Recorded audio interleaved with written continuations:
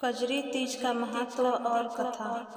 हमारे देश में कजरी तीज के कई धार्मिक महत्व हैं। कजरी तीज का व्रत प्राचीन समय से महिलाओं द्वारा किया जाता है। इस त्योहार में महिलाएं अपने पति की सलामती के लिए व्रत करती हैं और लंबी उम्र की कामना करती हैं।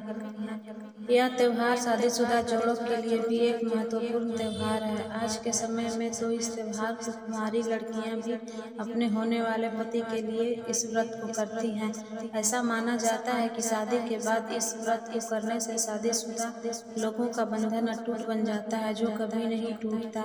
इस प्रकार की धार्मिक मान्यता है।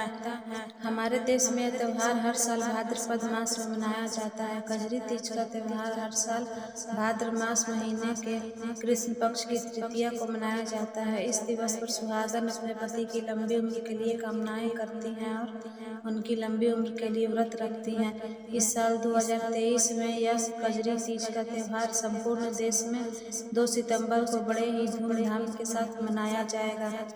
कजरी तीज व्रत कथा।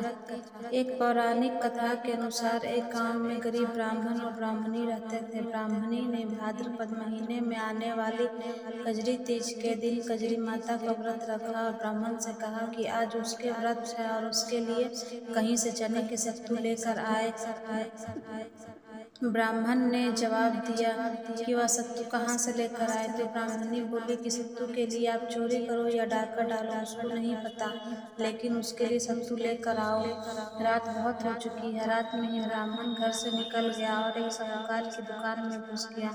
दुकान में रखे चने की दाल, शक्कर, घी आदि को 1.25 किलो तोलकर उसने सत्तू बनाना शुरू किया। सत्तू बनाकर वह वहाँ से जाने लगा तो आवाज सुनकर वहाँ के नौकरों की नींद खुल गई और सब चोर चोर चिल्लाने लगे। वहाँ के चोरों ने ब्राह्मण को पकड़ लिया और साहूकार के पास लेकर गए तो ब्राह्मण बोला कि वह चोर नहीं है, वह तो एक गरीब ब्राह्मण है और मेरी पत्नी ने कजरी तीज का व्रत रखा, उसके लिए 1.25 किलो सत्तू बनाकर ले जा रहा हूँ। साहूकार ने यह सब सुनकर उस गरीब ब्राह्मण की तलाशी ली, लेकिन ब्राह्मण के पास सत्तू के अलावा कुछ नहीं निकला। इधर दिन हो रहा था और ब्राह्मणी अपने पति का इंतजार कर रही थी। ब्राह्मण की बात सुनकर साहूकार ब्राह्मण से बोला कि आज से तुम्हारी पत्नी को मैं अपनी धर्म बहन मानूंगा।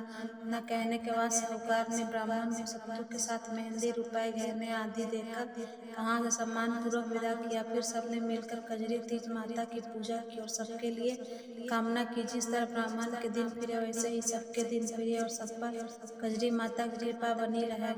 चंद्रोदय के बाद खोला जाता है व्रत। हमारे देश में मुख्य रूप से महिलाओं द्वारा मनाए जाने वाले इस व्रत का त्योहार चंद्रोदय के बाद खोला जाता है। व्रत करवा चौथ से मिलता जुलता ही व्रत है।